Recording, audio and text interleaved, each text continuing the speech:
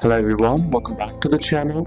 We are doing well and fine, and in today's video I'll be showing you Habib Bank Limited card decline fix. So without wasting any time, let's just jump right on the video and make sure to watch this video till the end and follow the steps as well. So the steps that you can do to fix the issue is first check your account balance. To do it, simply head over and open up your Habib Bank Limited application. Then once you're inside there, be sure to be logged into your account using your account credentials. Then once you're logged into your account, what you need to do is on the home screen, simply check the available balance. Sometimes if you don't have the available balance, it might also raises the issue. The next method is make sure your card is active. To do is simply tap on the three horizontal bar at the top left corner of the screen, then select My Accounts. Now inside My Accounts, select your card and then select your debit card. If it shows inactive or blocked, simply tap on Activate or on Block to activate it. The next method is enable online POS or ATM usage.